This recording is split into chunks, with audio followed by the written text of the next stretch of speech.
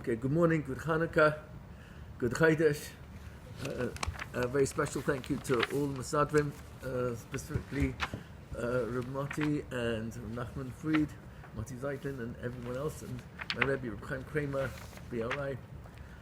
With your permission, I'm going to dedicate this morning's learning of Likutim to Le'iloi Nishmas, my father-in-law whose Yotzeit is tonight, my mother-in-law whose Yotzeit was last week, Daniel ben Yosef and Yocheved bat David. Should be an aliyah to their neshama. If someone's called up to Sefer Torah and they faint, what do you say to them? May your neshama have an aliyah. Also, just as a ground rule, from moving forward in order to cover more ground and not let myself get distracted. I'm going to ask if there's any questions to keep it very short. Short means like within a few seconds, not paragraphs or chapters. And if I can answer it in a very short way, which is not something that I'm good at, but ever, I will try. But if not, I'll ask to please make some sort of simon that you remember the question, and I'll make time for at the end to answer it. This way we'll cover Bezrat Hashem more ground. So last week we ended up. We quoted, which we'll probably look at inside today, from Lamed Gimel in Likutim Moran, the first Chelek, where Rav Nachman quotes a pasuk from Yirmiyahu, Perek Lamed Aleph, pasuk base, Ahavat Olam Havtich. Now, correctly translated, it means an eternal, unlimited love. Havtich, I have loved you. That means it's unending. Hashem is claiming, my love for you is impossible to measure because it has no beginning and no end. And therefore, Al-Kain, that's the rest of the pasuk is, Mashachtich Chesed, I have drawn down kindness upon you. So Rav Nachman explains in that Torah, just look at it very quickly, Lamed Gimel, I'll tell you in a second which paragraph, it's paragraph Dalet. Pull out Lamed Gimel in Likutim Moran, in the first chelik, and it's in paragraph Dalet. V'zeh yadua she'haTorah hainu hamidos. The Torah are measurements. He's already spoken about this and explain it more a little bit later in this Torah. Hainu hayamim. Every single day is also a measurement. Everything's measurements in this world. Shera behem ahavaso yisparach shemoy. Hashem rests, and another word for it is saturates His love inside all of these elements, everything. K'moshe Kasab Zohar Kadosh is brought in Zohar Kadosh, Parshas Balak, Kuf Tzadik Aleph, and Bereshis in Mem Vav. Yoimam Yitzaveh Hashem Chazdoi. It's during the day that Hashem commands His Chesed. That's from Tehillim Perek Mem Beis Pasuk Tes. Now he explains what is Hashem's Chesed. Shah Chesed Hainu Ha'ava. Chesed is really another term for love. Hashem's love. So this is a really, really important definition that Rav Nachman is revealing to us. K'moshe Kasav, and here is his text proof. How do I know that Chesed is Ava? Avas Olam Havtich. My love for you is unlimited. Actually, this pasuk in Yirmiyahu that we're quoting right now is brought in Gemara in Brachas of Yud Aleph, for the makar, for why we say the words Avas Olam, Ahavtanu. We say that in the brachas for Kriyat Shema. Your love for us is an unending, eternal, infinite love. So that means it's not a quantity, not in breadth or in depth. It's just endless, endless, endless love. So Avas Olam Ahavtich, and Al-Kain, therefore, he's put it here in parentheses, but this is actually the continuation of the exact same pasuk, and this is where the text proof is actually from. Al-Kain Mashachti Chesed. Because I have an unlimited love for you, that's why I've drawn upon you kindness. So last week we looked at a number of different pictures of experiencing Hashem's kindness through wind and the sunshine and rainfall and gravity, which is another invisible hand of HaKadosh Baruch Hu. Now Hashem's kindness is throughout the entire Bria, and there's a purpose for that, because he's really screaming out what? If Chesed is actually just a cover-up, so to speak, is actually camouflage. The way Rav Nachman is explaining this word, Chesed, Hainu ha'ava. Chesed is love. So when Hashem is constantly enabling us to experience all His kindnesses, at this very moment, if it weren't for gravity, our bodies would collapse. We would fall to the ground, wouldn't be able to lift ourselves up, wouldn't be able to hold our body up. Every single element within creation, every single atom, never trust atoms, they make up everything.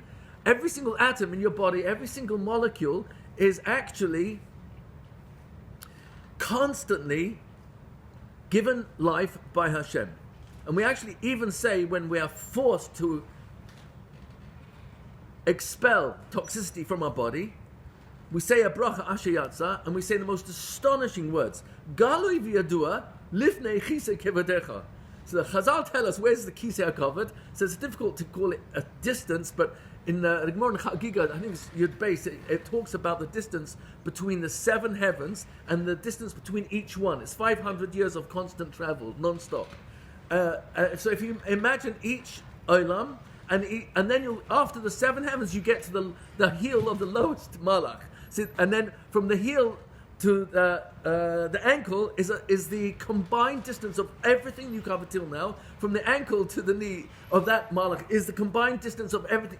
It goes on and on. It's like an impossible number to really calculate. And what comes out is that after you've finished all the malachim till you get to the kisei covered, you realize, oh my gosh, in terms of distance, Chazal just want us to understand it's really, really way out there.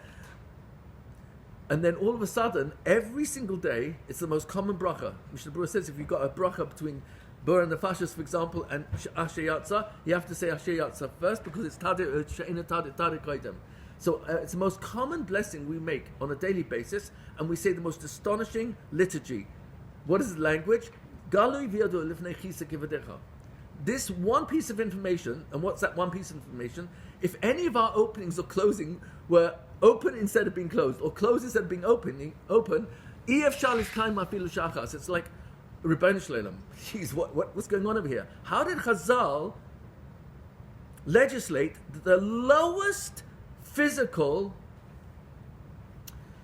function of the human body, the lowest, which after digestion is expulsion of anything that the body cannot use? Why would they choose this of any other function to pay attention to? Galui v'yadua lifnei chisei kevadecha. It's not only galui, it's yadua. It's not enough for it to be galui. This is recorded, it's known. And what's the known? That if there would be any dysfunction in any of my body functions, that it would not enable me to go to the bathroom, the lowest of all functions. EF Shalis Kaim Afilu Shachas. We couldn't stand before you even for a moment. So what's coming out is really quite astonishing. I think I may have shared this on a different class. It might have been less than a year ago. That if your father or your mother asked you, you know what, I'm an anxious type of a personality. You know, once a mother once sent a telegram to her son. Start worrying. Details to follow. So I'll figure out something to worry about. So imagine your mother calls you, so look, keep it aim, you get long life. I mean, it's really worth it. It's really, really worth it. So I have a request to make of you, that every time you come out of the bathroom, could you quickly just call me on your cell phone and let me know that everything's fine? Are you serious, Mom? Yeah, I just want to know that everything's okay. Okay, Mum, fine, keep it in. What am I going to do? So 40 minutes later, Mum, I just want to let you know everything's good. I just came out of the bathroom. Good, that's wonderful. An hour later, Mum, I just want to let you know, just came out of the bathroom, everything's good. Everything's coming out good, everything's good, fine, everything's... And this goes on a few times a day. What's the obvious glaring message your mother is saying to you? For those who are awake. I care. I care. What do you care about? That you're well. That you're well. And what's the example you're asking me that I should hopefully open my eyes and realize you care about this particular detail? To acknowledge and be thankful that... Very nice, very nice. So comes along the Kadosh Baruch Hu and says, every time you come out, I want you to say this. It doesn't tickle me pink. I don't need it. I don't need the nachas. I'm perfect without you thanking me. But I want you to pay attention to the smallest detail, and I want you more than anything else to realize where is this recorded? Lifnei Chisei Kevodecha goes through all of the universes until it reaches the Chisei Kavod, and this is a function, this is a physical function that you and I do involuntarily. Meaning to say, you don't control the urge to, if you have to go, you have to go. It's actually halacha mefurish in Rambam, Hilchos Deis, Perek Dalet, halacha Aleph, that you have to go to the bathroom as soon as you experience the need for it. There are tanais on how long you can hold yourself in, etc. But the etzem message is, please trust the integrity of the way I created your body. It has such perfect intelligence because God's intelligence is perfect. So when you need to go to the bathroom, please go. But the real reason is not the bathroom. The real reason is that maybe one day I'll chab that if you care so much about a function that's totally involuntary, how much more so kol sheken kal v'chomer, how many kal v'chomers that you must care when I actually make a shiur of teshuvah, or I say a thank you to someone who I'm actually upset with, but I say thank you to them for a certain tova anyway, and I'm miskaber over my anger, or my resentment, or my hatred. How much more so when we employ our bechira, for which you actually put me in this world for, how much more so are you screaming out, I love you. Hashem screaming out, I love you. I love you while you're asleep and your stomach is digesting an incredible process of identifying what's actually helpful to your bodily health and what isn't. And it's sending whatever isn't out of your body. It's an astonishing process. So Hashem is screaming every second of our lives, I love you, I love you, I love you. And because I might get into a horrible state of stinking thinking, where my mind poisons itself with anger, resentment, negativity, remembering what I don't like about my marriage, about my kids, about my mother-in-law, my father-in-law, and I start going down that horrible slope. So Hashem wants me to know that, please, the first thing I want you to do when you wake up in the morning is say, Modeh Ani. I don't need your Modeh Ani, says Hashem. I want you to say those first two words and realize Modeh Ani means I am a thank youer. That's what I'm here for. And I want you to finish off that verse, not a verse, that statement, Rabba Emunasecha. How great is your emunah in me, Hashem, that with all my negativity, you gave me another chance this morning. You woke me up because you believe I can change myself. And says Hashem, now please do a checkup from the neck up. What's the checkup from the neck up? I'm going with the Sephardi order of Birkas HaShachar. You gave me bina to be able to tell the difference between right and wrong, just like a rooster cock-a-doodle-doos at the moment of dawn. You gave me the ability to actually see the difference between what's good and what's not good. Oh, Shasali Kol Sarki, you gave me shoes, you provided me all my needs. OMG, that's huge. Oh, Zaykef Kufufim, thank you for my spine and my spinal cord, my nervous system.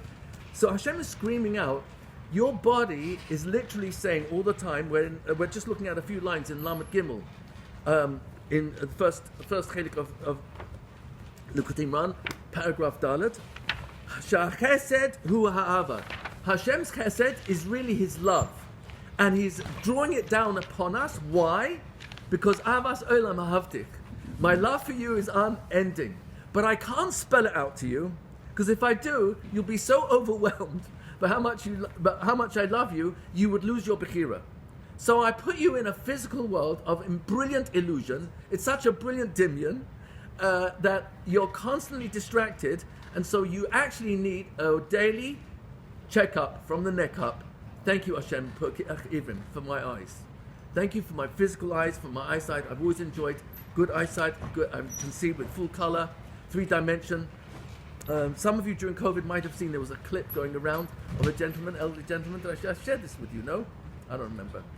The elderly gentleman in his late 60s. It was during COVID, so the daughters came for his birthday to leave on his porch a present for his birthday. So they rang on the bell and then they stood at the social distance, and he comes out. You can see he's like a grumpy type of a personality. Happy birthday, Dad. No, he's not mushy at all. And then he said, what's this? And there's a bag on his porch. He says, Dad, it's for you. What is it? Dad, open it up. So he opens up the bag, and there's some sort of a gifted package there, and he pulls it out and says, what's this? He says, Dad, open it. So he opens it up, and there's a box. Dad, open the box. It's your birthday. He opens the box, and there's a pair of glasses. He says, what's this for? He said, Dad, put them on. So he puts them on, and as he puts...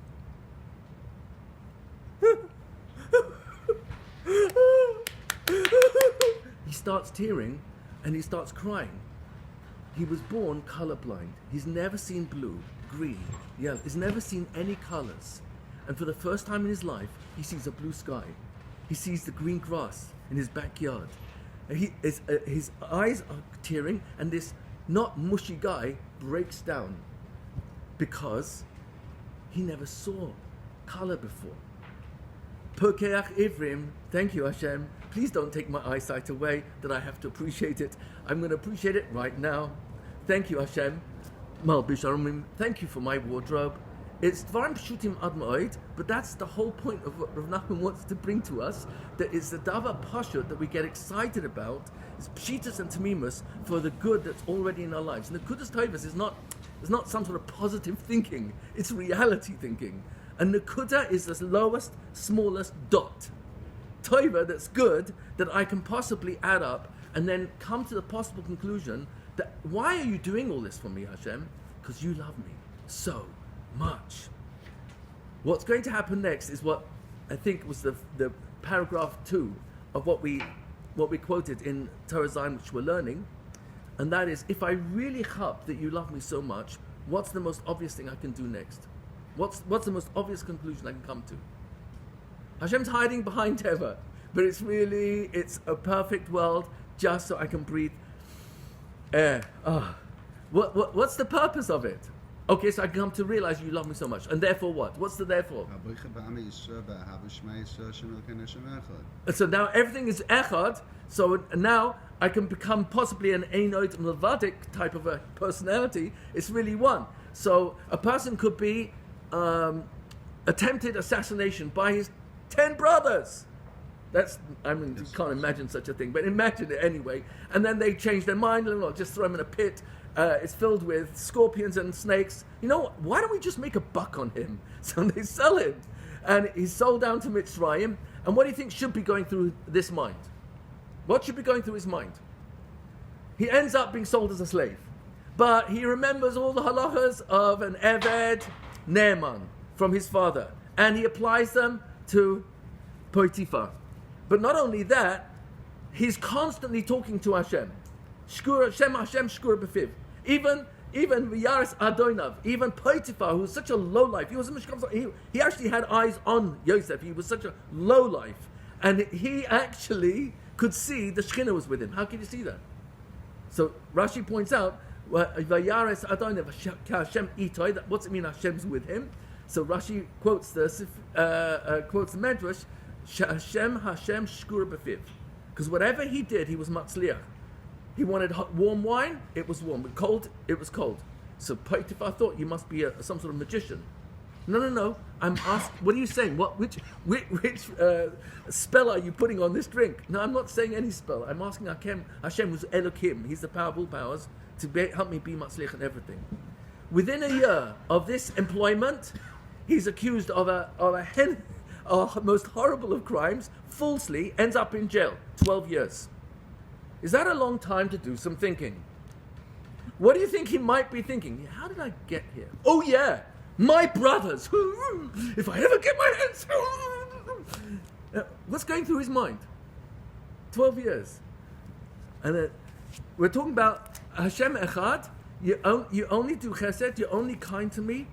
So after 12 years in prison, it's actually coming up literally this week's parasha in a shul near you. What does he say? Ani Yosef Achichem.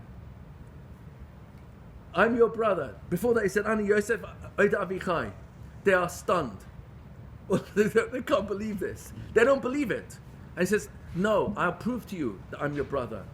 Number one, Asher Machati Moisi. You are the ones that sold me. Nobody knew that. And no one's allowed to even be Megala that. So the fact that I know that means that I really am your brother. And then he shows them he's got bris milah. Nobody in Mitzrayim had bris milah, only Yosef and his two sons. And now they realize, oh my gosh. Now what do you think is going through their minds? What do you think is going through their minds? Oh my gosh, this is Yosef? Revenge! Oh no! He's going to take a sweet revenge against us. What's the next words? The ata, and now, al te'atzvu ve'al yicha be'einechem. Do not get worried, don't get depressed, don't be anxious. Ve'al yicha be'einechem, don't go to a therapist and talk about this for a long time. Don't get angry, don't be angry in your eyes. Ki machatem oisi hena, that you sold me. Don't go there. Don't go there. You got to be joking. This is just a setup. Now you're going to beat us up, right? No. Kila mechia shalachani Elokim lifneichem. Elokim, the powerful power, sent me before you to provide food. It's all good.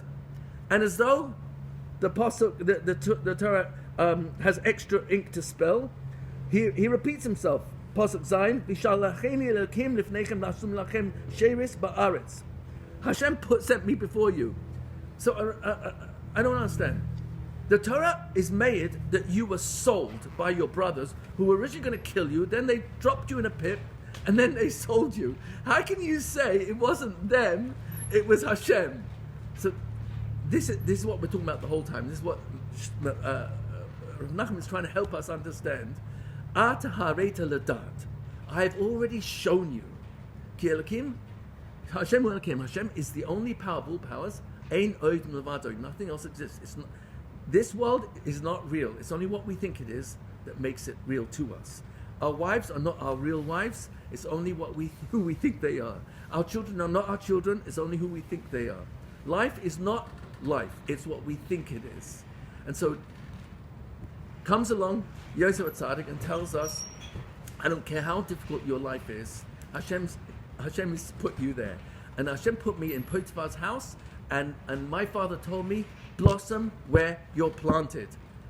Serve Hashem where you're planted. B'chol derachecha tehu. Wherever life takes you, da'ehu. Recognize He's the only Elokim, ein oid milvadoi. And it wasn't always easy. Falsely accused, thrown into prison. But guess what? He kept coming back to his default. Hashem, you're the only one in charge. And now he's helping his brothers recognize this emes that he was always holding on to and never letting go, because he was a real tzaddik. His brothers didn't know that. They misunderstood him completely. And now it says, Sameni Elokim la'adon l'chol Mitzrayim. Hashem, Elokim, the power of all powers, He has placed me as an Adon on all Mitzrayim.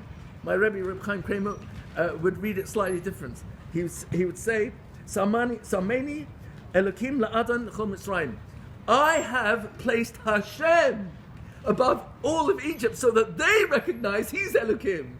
And he wanted his father to know that he's in a position to actually persuade the whole country that there's only one power of all powers. So the point I'm bringing out is Hashem is hiding behind Teva, and Teva is Chesed. It's pure Chesed all the time. Machshachtich, I'm bringing down Chesed upon you all day long. And says Rav Nachman, Chesed is Ava. And it's based on this pasuk, Ahavas Olam Ahavtich. It's unlimited. And who's it talking about? It's talking about specifically Klal Yisrael, more than anyone else. We are the beloved of HaKadosh Baruch Hu. So this is in paragraph base, which we're finishing up in Torah Zion. Is this is the das that the Tzaddik Emes Moshe Rabbeinu wanted to bring into us, imbue into us, inject in a way that you can never get out your system. And it will always be your default. You'll always come back to this Hareta Ladas. You have been shown, I am Elokim, and there's no other power besides me. So, in a certain sense, Hashem is screaming throughout everything we experience, and most of it is in silence. Most of Teva is happening in total. You don't hear gravity, you don't hear the sun, it makes no noise. You don't even hear wind. You know, most physicists will tell you can't see wind and you can't hear it. You can hear the effects of wind, and in Lashon HaKodesh, wind is ruach. And ruach is a three-letter shorish of which word? Reach, smell, which you can't see. You only know it exists because you're able to actually identify its smell, its aroma. Spirituality, ruchnius. Not a Megushim. You can't see ruchnius. How do you know it exists? You can't see wind. How do you know it exists? You see the effects of wind blowing on the trees and the leaves. You hear things blowing from the wind. Wind makes no sound.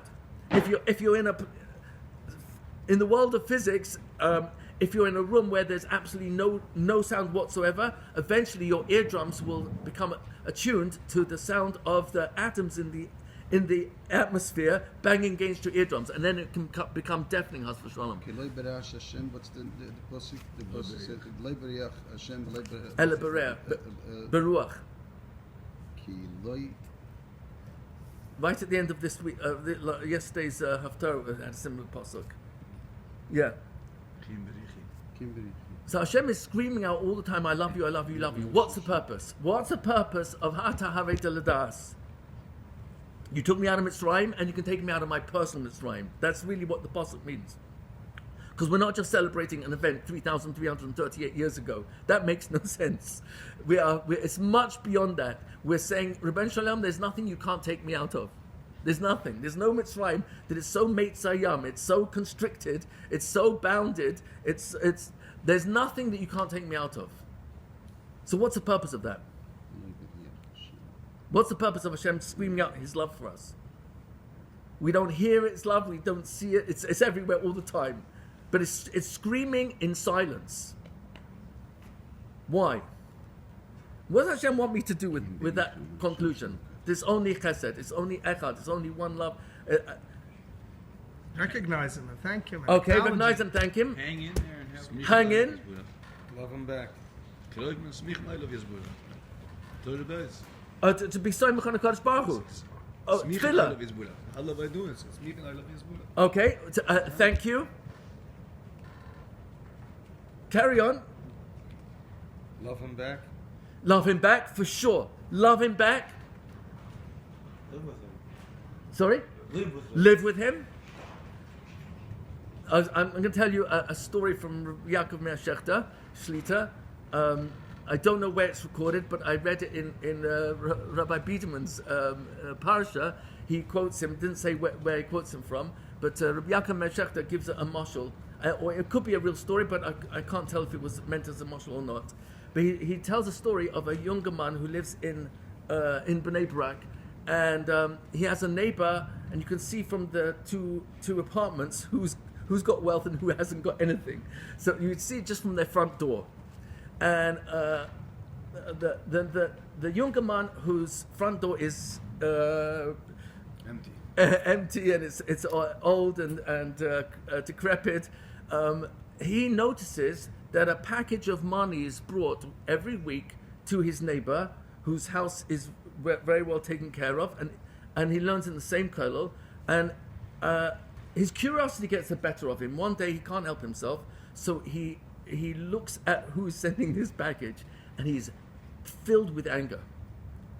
It's his best friend, who's also his chavrusa, is sending money and supporting his neighbor.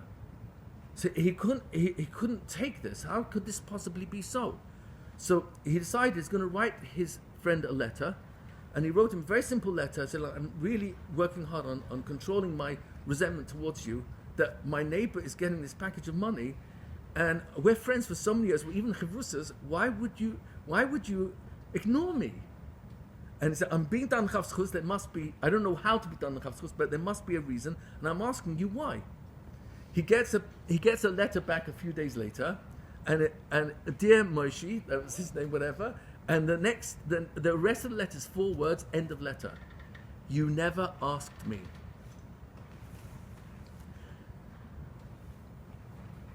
What's that mean?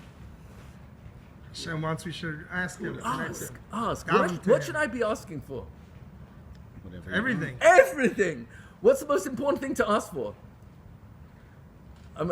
Please be mochel me. The biggest difference between Rav Nachman and all the other Rebbes in Hasidic history. What's the biggest nafkamina?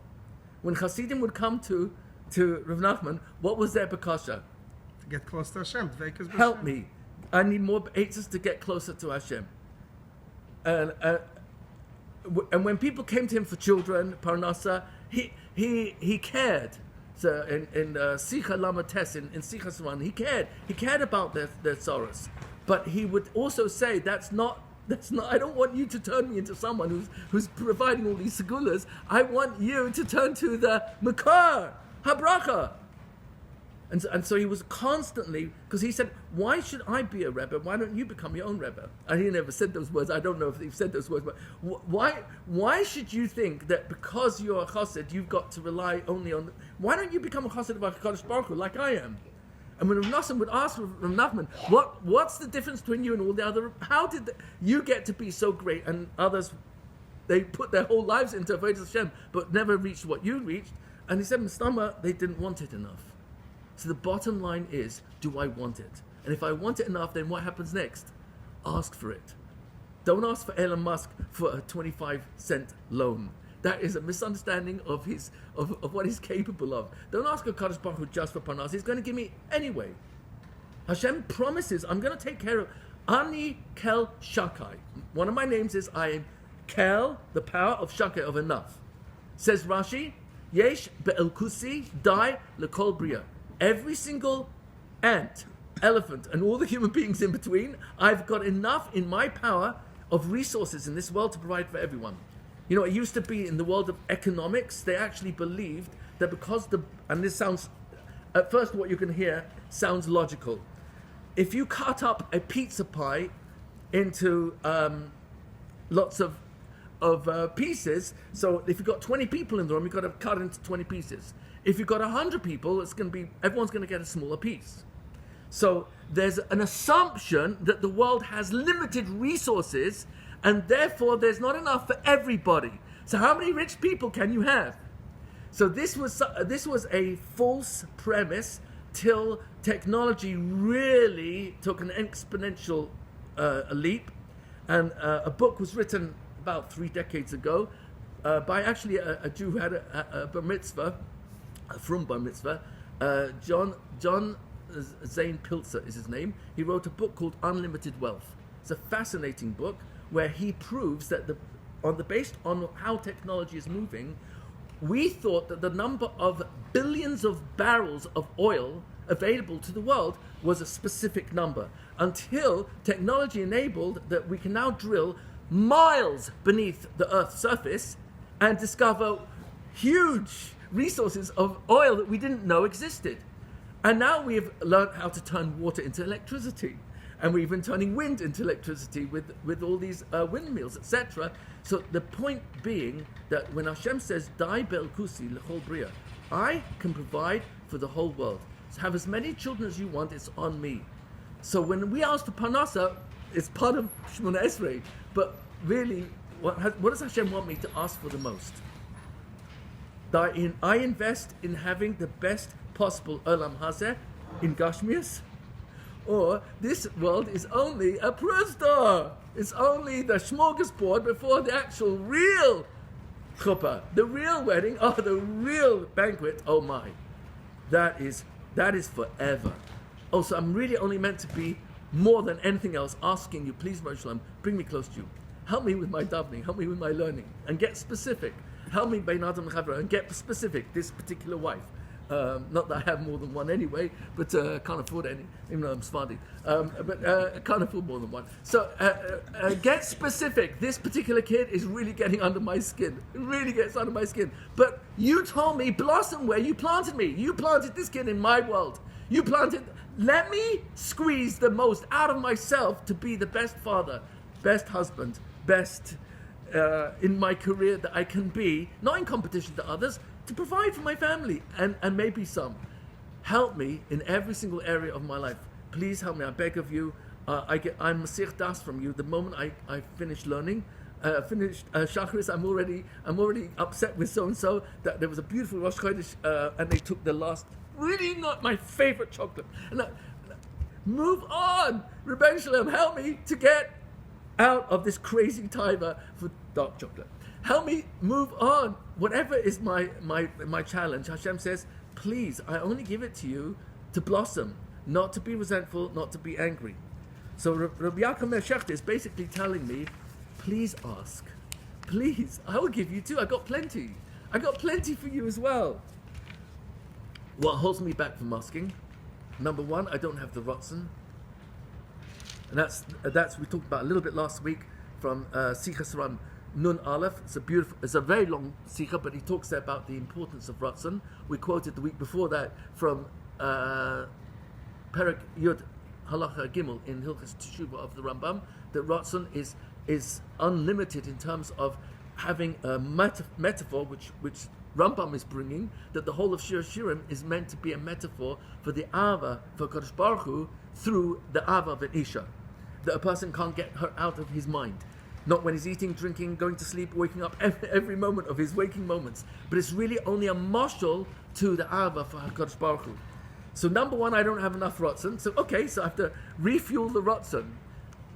Rebbeinu Shalom, I don't have enough Ratzon. I get my mind so easily distracted by how I want to be able to afford all these different zachim and move to a different zip code and please my wife with building an extension, and she's not happy with this particular car that we have leased. I've got 2 years left on it, and whatever, it doesn't make a difference what it is. Blossom where you're planted. How have I got the Ratzon to turn to the one who has Hakol Yachol? And just keep begging and begging and begging. And if I don't have that Ratzon, beg for the Ratzon. Ask at least for the Ratzon. But the second piece, which is really, and we talked about this last few weeks, the emunah that you can. I need emunah that you really can. Why do I have to have emunah in this diet? Can or that you will? That you can. What you will is up to you. But I know you can. And what I do know is you want me to let go of my taivas. You want me to let go of sinner and natira and kinna, jealousy. Because you've already instructed that in the Torah. Lo tachmod, lo tit'aveh, lo titar, lo tikaim, lo tisna et achicha bilvavecha. Don't hate your brother in your thoughts. It's already, that you've already told me. So now I know what to ask for. But do I have a munah that you really, really can help me? Get me out of this. Turn myself around. So that is huge. And that's what we quoted last week. We didn't really learn it inside, but that's in Kuf Mem, in Sichas Haran, where Rav Nachman talks about levels of emunah. We know the highest level, of course, is emunah in Hashem. He also wants me to have emunah in his Torah and his tzaddikim. But there's a fourth type of emunah that he really wants me to have. And in this particular Sikha, Rav Nachman recorded it. If in Kuf Mem and Sichas Haran, is quoting a Chazal in Soita, Sha'al de katnas emunah tzrichim la'avdus kashas, that when a person doesn't have a big emunah, it's a very small, constricted, limited emunah, so a person has to do lots of hard avodah. A person has to really work hard at learning and davening and mitzvahs. But what happens if Hashem, you are responsible for me being matzliach in reading accurately and fluently and learning Taich and having a Havana and learning enough information that I can then actually learn the difference between this word and that word in the pasuk, so that I now to learn a nafkamina and the nafkamina Gemara that Tosfos is bringing, so that I actually can understand and sharpen my mind. Help me. So when I fall into the emunah that it's my learning based on my intelligence, that is katnas emunah. But what happens if you, Rebbeinu Shalom, hakol yachol? And that's why, name me, who was Rav Nachman's Rebbe? Where did he get all his information from? Who was his melamed? We don't know, right? Do we know? Ha! Melamed! Rebbeinu Shalom. Torah le'Amo Yisrael. He davened. When he couldn't understand Chumash, he begged. He couldn't understand Mishnayos, begged, Rebbeinu Shalom, please, I want to understand your Torah. If he wanted to know the meaning of a talis, what did he do? He cried. How many tears did he cry? So in Kuf Ayin Beis, in Sichas Haran, he tells a Talmud who he gave his talis to, he said, be very careful with this talis, because as many strings as you can count in this talis, that's how many tears I cried to understand the meaning of talis, of tzitzis. Wow. He begged Hashem, Now, why did he do that? What was his premise? Because there's nothing you can't do for me. There's nothing. But what was the premise of that? You love me so much, there's nothing you wouldn't want to give me. But Hashem says, please ask. The whole purpose of Atah Harei Ladat, that you know that Hashem Hu Elokim, Yud Kei Vav Kei, is constantly your power of all powers. Ein Odim Levadai, and there's no other power besides, is so that you can beg him, please open my mind to your Torah. Please, I beg of you, let me be close to you. Help me Masich Das from all the mitzvahs of the mind that you tell me don't go. Hatred, Natira, that's a huge one. Bearing a grudge, remembering other people's mistakes. Get me out of that. Please get me out of that. I don't want to be plagued. It's poison, literally poison to my mind. It's taking my life away. Worry is the opposite of tamimus. Worry and telling lies, not telling the emes. Get me out of there. Please get me out of that zone. Get me out of the kvetching zone. That's the worst zone to be in. We're going to see that near the end of Torah Zion, where he talks about Chanukah. That it's that Chanukah, it depends on our on the crying that we did on Yom Kippur, and he connects it to the Chet HaMeraglim, that was the worst of all. We ended up 40 years in the Midbar, destroyed on Tisha B'Av, the Bayis Rishon, Bayis Sheni.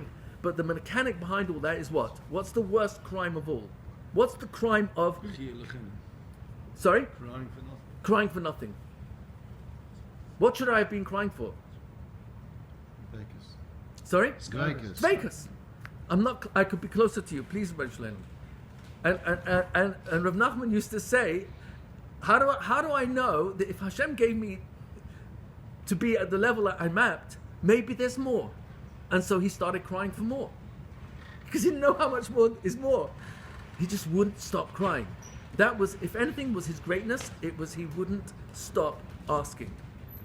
So, said Rabbi Yaakov Meir Shechter, his friend told him, you never asked. You never asked. Oh, you mean all I have to do is ask? Yeah, I love you. You're my friend. But in case, in Kaviyachol with the Kadosh Baruch Hu, Amas Olam Ahavtich. Al-Kain is a very powerful lashon. It means there's a connection. Because of my love for you, Mashachtich Hasid.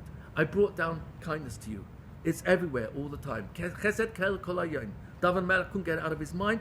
He was drunk with dveikus in Hashem.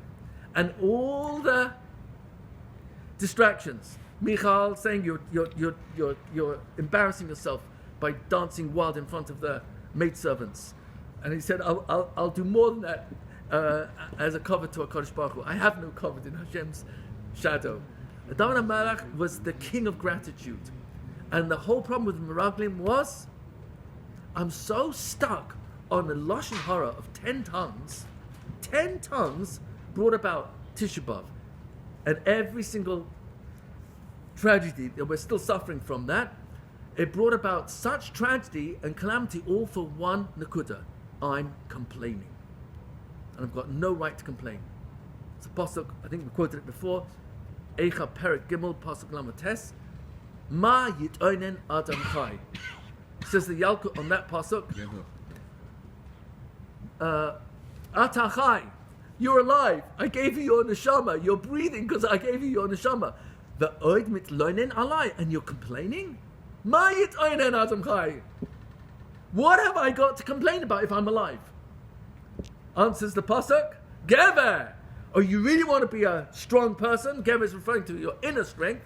A gibor is kovesh Yitzray. The yetzer to complain is the biggest yetzer hara. Comes along the pasuk, Gever al chata'av. Complain about your mistakes. Oh, that's the only thing I got to complain about. Don't complain about my wife's mistakes or my children's mistakes. Move on. Let go. Love. Bidan chavschus. Look for the Nekut Stovus. So says Rav Nachman back to Kuf Mem in Sichas Aran. Not Rav Nassan responded, Amati lefanam kimishtoimem. I was shocked when Rav Nachman said that when a person has katnus of emunah, he has to do very, very big avodas. Because what ends up happening is my emunah, instead of it being 100% in Hashem, it starts to be in the Sfarim that I'm learning. So I've got to chazar it again. I've got to figure out another way to remember it and learn it and do a pilpul. And before I know it, I'm totally on my das to understand and remember and be able to give it over. And Hashem says, you can go that route, but the real emunah is, trust me, I can open up your mind. Even Rav Nachman promises that if you throw yourself, immerse in his Sefer Likutim, he promises he'll open up Shvili HaMoyach, he'll open up all the pathways of the mind. It's an astonishing. My best example of that is, my personal example of that is Gedalia Fenster. It blows your mind. He's been learning Likutim now, I think about 20 years, and it's mostly in English. His Hebrew's not. He never went to yeshiva, never learned in yeshiva. He's got a tremendous bakiyas in Likutim and he speaks every day for 30, 40 minutes, every single day. And he's got over 50,000 people listening to him, and most of his makoros are coming right out of the Likutim Run. It blows your mind that a person's mind is so expanded because of this one sefer. And the difference is, he had emunah. He trusted Hashem, that if this tzaddik emes, who he trusts implicitly, says so, he's throwing himself in. And so he threw himself into the Likutim Run. It's amazing. So comes along Rav Nassan, and he was mishtoimem. He was shocked when Rav Nachman explained that my emunah is small because I've transferred it from Hashem to my learning. And he says, my thoughts started racing. I couldn't believe this. I've got some emunah. Ana va'ama. So Rav Nachman answered back to him, Beloshen Ga'ara Ksas, with a little bit of what would appear to be impatience, but to really knock home, because Rav Nassan could take the punches. Ka'omer ve'im yesh lecha emunah, if you do have emunah, ein lecha emunah be'atzmecha. Very powerful statement. You don't have enough emunah in yourself. He actually didn't say it enough. He said you haven't got an emunah in yourself. So Rav Nassan took this really to heart. ויש לפרש לפי זה שלא האמינו בקדוש ברוך הוא שהוא טוב לכל והם חשובים וגדולים בעיניו יסברך. The problem with a katnas emunah is I don't believe that I'm chashuv in Hashem's eyes. Umachma zeh haya b'hem katnas. That's why the Gemara there in Sota, I don't remember where in Sota, it says here, Mem Ches Amud Beis, where it talked about gedolim, great people having katnas in themselves, not believing in themselves. What's that katnas? That I don't believe that Hashem loves me. שגם הוא חביב בעיני השם. והכלל מובן בדבריו, שאדם צריך שיהיה לו אמונה בעצמו. What is the principle that I've got to take out of this? I need emuna in me. What's that emuna? שגם הוא חביב בעיני השם יסברך. I am also really chaviv. And if I'm really chaviv, then why wouldn't Hashem want to give me? So King's Palace is guarded by lots and lots of guards. And they won't let anyone in, and you have to have an appointment, and it takes months to get the appointment. And walks in this schnipsy kid, and the guards open all the doors. Why? It's the king's son. That's why he lets him in. He doesn't need any protocols. He doesn't even have to knock on the door. He opens the door to the king's throne. And the king says, oh, my lovely son. Oh, you're chaviv, you're chaviv. What do you want? What can I give you? That is what Ata Hareta Ladas, I think, is what Rav Nachman is trying to help us understand. The Tzaddik Emes is here to help us. And that's why when we get to the next paragraph, Gimel, in this Torah, Zion, it's going to talk about the biggest Rahmanas of all, the greatest possible Rahmanas, is Has v'Shalom, I'm doing Averas. And the one word that he chooses more than any other, not Chet, not Pesha, is Avon. Avon is a bit less than Pesha, but Avon means I did it deliberately. Not Lahachis, Pesha is Lahachis. So the greatest Rahmanas, to have Rahmanas on myself, but I need the Tzaddik Emes to help me realize it's worthwhile turning to Hashem that He'll still have Rahmanas on me for my Averas. But we need Tzaddik Emes in every generation to be Dan Chavsus on all Klal Yisrael when we fall into Avonis, because Avonis is not shaykh to the Jews. It doesn't belong. Our neshama is too davuk to our Kodesh Baruch Hu, and therefore we're only one thought away, 1 year of Teshuvah away from starting again, rebooting our mindset. Hashem, I'm starting now. You woke me up this morning, biggest proof you want me to be here. That's the biggest proof, because if I woke up, then obviously you haven't given up on me. And if you haven't given up on me, how much more so I should not give up on me. So we see that the real emunah that Hashem wants us to have is that we can ask Hashem for anything. There's nothing He can't give me.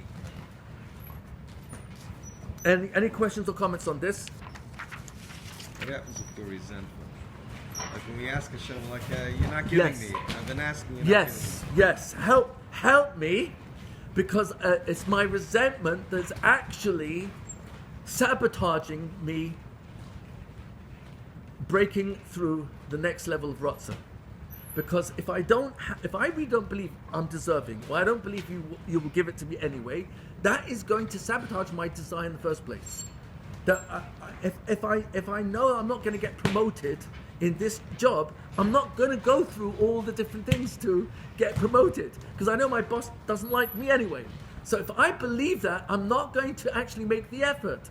Why make effort where I'm just going to fail anyway? So I need to start saying, please, Breslov, you are the real boss, and I'm your son, and I work for your company, and I want to believe that you are the one who can. But I've got a lot of resentment because it's years and decades that I've been trying, and you're not answering me. It's got to be will, not can. Yeah. We have to believe that Hashem's going to give it. He's going. Because if you don't believe He's going to, then okay. Then So bitachon, I'm not may sure not. if bitachon means He will. Bitachon means He can, and I have to ask, and whatever He gives me, I've got to grow with wherever I find myself. Yosef Atzadik could have easily said, "That's it, Revenge Shalom, I'm done. I was my father's favorite son, but not stum favorite as you would read in the pasuk. I was his favorite because you gave me the kalim to be koilet all the chachma he was giving me. He gave me the most chachma than any of his other children. So I was being groomed to be the leader of the family, and now what am I doing as a slave in Mitzrayim?" And then he said, okay, I'm starting again. I'm going to build myself up. And I'm going to do what my father taught me of how to be an Eved Ne'eman to a master. And so he does that for almost a year. And then he's accused of a false crime. Not only was it false, Chazal tell us in Medrash Agada and Medrash Hagadol, so in both places, he never looked once at Selusha, the wife of Potiphar. He never looked at her, ever. The Medrash adds, he didn't even have a hiur about her. Now, she got dressed every day in a different outfit. Every morning, every afternoon. It was a different outfit. She just tried to get his attention. She was going mad trying to get his attention. He was ridiculously handsome. He wouldn't even think. That's amazing. And now, she tries to grab him. He runs out of his jacket. She grabs onto it. She uses that as evidence that he tried to mess with her. And he's thrown into a dungeon for 10 years and then another 2 for trying to get out. 12 years total. I can easily see Yosef HaTzadik rationally saying to himself, Rebbeinu Shalom, why? Why me? I tried my best. I didn't even do anything. I didn't even look at her. And this is my reward? This is my reward? And he held on strong. Not only did he hold on strong, he wouldn't have any resentment to HaKadosh Baruch Hu, and certainly not his brothers. He didn't know he was going to get suddenly whisked out of a dungeon, and within 24 hours he would be Mishnah L'Melech, viceroy to the greatest and most powerful emperor in world history at that point. Oh, Yeshua Hashem Kerefayin, because he wouldn't let go of his emunah. So I don't know if he never had any thoughts, but if he did, he pressed delete. Get a pop-up on your phone, press delete. Now, if it's one to worth explore, press explore. Otherwise, press ignore. Ignore, explore. Those are my 2 options. And when you read the Torah, we're reading it outside in. So Yosef says to his brothers, don't get stuck in the outside in paradigm. Don't think that you sold me here because you tried to kill me and then dropped me into a pit and then sold me. Hashem was behind the whole episode. He orchestrated all this as a test to me. Would I stay strong? And in staying strong, I would prepare for the Shibud Mitzrayim, which is already promised to Avram Avinu in Bris Bein Absarim, Yadei Teda. You shall surely know it's going to happen. And but we could have come down here in chains, but I prepared the way. And please tell my father, I stayed at Tzaddik. I never let go. And they're expecting payback. And Yosef, he every time, if he ever had a pop-up that said, throw the towel in. Do whatever you can to have some tivers in jail at least. And prisoners do that. Prisoners do that with each other. It's horrible. And he was strong. He never let go. So Hashem said, "You're my man. You're my man." And so he became viceroy. And he was able to say with 100% belief shalem, "Loi atem shalachtim oisi hena." You are not the ones who sent me here. We remember selling you. No, Elokim. It was the power of all powers. You're reading the wrong paradigm. You're reading outside in. I'm telling you what was going on inside out. What was going inside my mind. Rebbeinu Shalom, you can do no wrong. I don't understand you. I don't understand. I did the right thing and I avoided Silisha and I ended up in jail for 12 years. But that's your business. My business is I know you can and I'm staying strong. I'm not going to let go. I'm remaining loyal all the way. It was constantly. Yes. Even in the hard times. Even the hard times. Yeah. So And how do we get to Tamimus here? Tamimus is tefillah. Tamimus, we said, is kaliboy kempiv. It's huge. Kaliboy kempiv. What you're thinking and feeling and what comes out your mouth, it's all the same. It's congruent. It's a very, very poshut integrity. Very simple integrity. The Tam, the Chacham. Chacham was a brilliant, sophisticated mind. The Tam took everything immediately at face value and he knew how to live. You can't live yesterday unless you want to give a lot of money to mental health practitioners. You can't live yesterday. It's impossible. Ha'ava ayin is gone. It's gone. Atid adayin, the future never exists because as soon as I get there, it's already the present. V'hoiva kervayin, this moment is going to escape me in as fast as a blink of an eye. The Tam knew the only moment you really live in is now. Now. And so when he made a shoe, right now, it was the best shoe he could make and he was so happy with it. And when his wife told him, everyone else sells their shoes for way more. He says, but what have I got to do with them? Look at my shoe, it's so beautiful. Yeah, but it's 3 corners. Yeah, but it's so beautiful. He was so, Yagia Kapecha, Ashrei V'Tovlach, he was so happy with whatever came out of his hands. Because it was what Hashem gave him, this talent. It wasn't a very strong talent. And when he asked for water, it was delicious. Then he asked for wine, she poured more water. Oh, this wine is awesome. And then I'll have the different wine, so I can say, Hatova Mativ. He was living in the now, and whatever the now was, blossom where you're planted, in the now. And he kept living this way. It didn't matter what he wore, it was the same jacket. He was enamored. Whether it was the weekday jacket or it's the same jacket given to him for his kaftan for special occasions, it was the same jacket. He had simcha in the now. A pshitus is now. So the core of Tamimus is now? The core of Tamimus is living. Or is it you said heart, mind, davening? No, but we said last week the greatest thing that a Talmud was once asked what the greatest thing his Rebbe ever did. He said the greatest thing my Rebbe ever did was whatever he was doing in that moment. Meaning that Tamimus, Kalibo Kempiv, if right now he's at home, so where's his mind? With his wife and children. If his mind is at work and all the things that he hasn't checked off on his to-do list, where is he? Well, physically at home, yeah, but his wife picks up, what? I asked you to do that, yeah, okay. And, where's my mind? Avram Avinu was a huge Tam. I believe his hallmark was Hineni. Now, don't look at the English translations. Hineni means like, here I am. It's way more than that.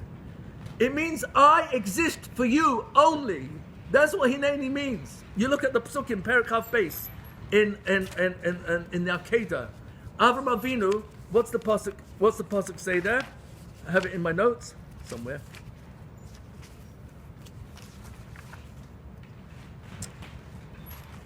Do we have it here? Oh, look for it in the pasuk. Perikav base pasuk aleph. Nope. Sorry. Yeah. Pasuk Zayin. Perikav chaf base pasuk aleph going through Zayin. Vahi achar advarim ha'eleh va'elokim nisa et Avram. He was tested. He was elevated. That's what nisa really means. Vayomer elav Avram. He said to him, Avram. What did Avram answer? Vayomer hineni. What's hineni mean? behold, I exist for you. Right now, my total focus is for you. Wife calls you, Hineni, I'm here for you. Your kid calls for your attention, I'm 100% turn the phone off, leave it in the car, wherever. Hineni. Verse 7. Vayomer Yitzhak el Avraham Aviv. He says to his father on the way to Har Moriah, Vayomer Avi, and the father said, Vayomer Hineni v'ni. I exist for you, my son. Nothing. I'm told. You call it mindfulness, full of you. The mind is totally in the now. Perak Lamed Zayin Pasuk Yud Gimel. This is Vayomer Yisrael el Yosef. Haloi achicha royim b'Shechem. It's last week's parasha. They're grazing our flocks in Shechem. Lecha b'shlecha aleim. And he says, I want to send you there. And what's Yosef's response? Vayomer loi hineni. Ta, I'm here for you. I exist for you. Whatever you tell me to do, I'll do it. No cheshbonos. Yeah, I know they hate me. I'm here for you. That's Tamimus. Tamimus is living in the moment. I do? Sorry?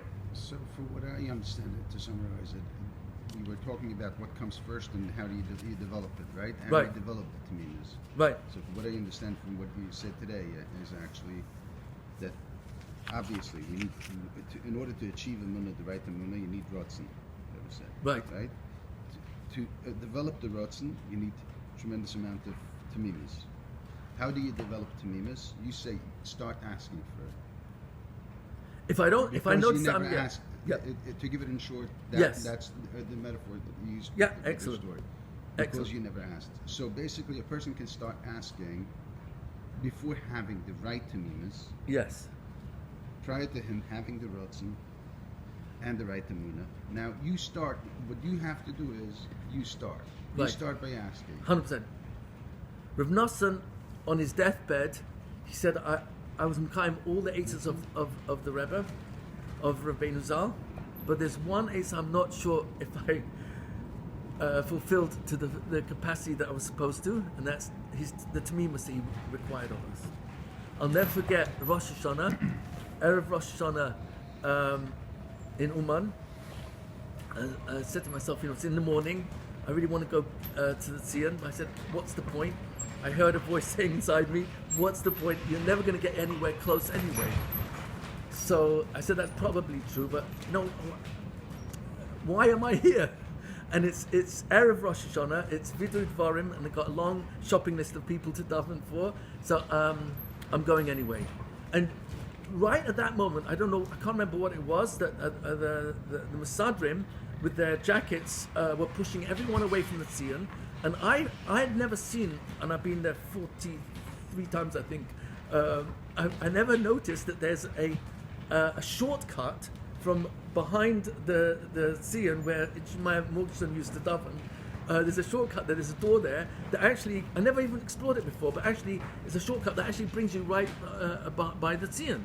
So I went there, and all of a sudden I noticed there's a whole corridor that's completely empty, and the Mesadrim are pushing everyone away, and I'm standing there right by the Tzion, only a couple of feet away, and the only person between me and the Tzion is Nissim David Kivak. And he has a tikkun klali. He's holding it right up against his face. But the angle I was standing at, I could see his face, and he had such tamimus, such a smile with tears rolling down his cheeks, and he was talking. He wasn't saying tikkun klali. He was talking to Hashem. I said, tamimus is every one of you who's got a child or grandchild. Learn from them. Tamimus is simply living in the now. They know exactly how to live in the now, and they don't get stuck in regret. You never see a kid last long in the world of regret. It's simply not the way they are manufactured. We're all manufactured the same way, but we get complicated as the years go by. Tamimus is kaliboy kempiv. Shalem. Tam is shalem. Shalem means there's parts that are working together. What are the parts? Your mind, your mouth, your feelings, they're all working together. Your body language is all synergized. It's congruent. So when we're with our children, 100% there. We're saying Zmiras, we're in the Zmiras. When we're learning, only learning. Not looking up, not getting distracted, only learning. When we're davening, try to keep my focus on each word I say unfold from my mouth. Tamimus is in the moment. Tamimus is in the moment. Tamimus is in the now. So the tam, he basically had total attention. That's what a tam is. Total attention, complete attention, mindful. That's what the whole world is getting all big, making a big, just complete focus. That's what it is. Kavanas halev literally is discipline of the mind. We've messed it up based on English translations coming from the King James Bible, but kavana literally means target, lev means mind. So the mind that means you've disciplined your mind. That's what kavanas halev is. We're paying attention to the words coming out of our mouth. And Rav Nachman himself, he said, I'm jealous. Who's he jealous of? I'm looking for the quote. He was jealous of those people who are simple in their saying of davening, of tehillim. It's in the Likutim Ran. Torah, it's Torah Kuf Dalet, where he said he was extremely envious. Anashim apshutim haksherim, of the very simple people when they would say tehillim, that the tamimus was so endearing to him. And if you want to know more about tamimus, I call it Simplicity 101. Look at Kuf Aleph 101 in Sichas Haran. He talks about Pshitas and Tamimus. Very, very simple words there. 21? Yeah, 101. Simplicity 101. That's the symbol I create for myself, because it's in Kuf Aleph, it's in 101 in Sichas Haran. So you look at Sichas Haran 101, see what he says there. We'll have to end on that. See Sichas Haran 101.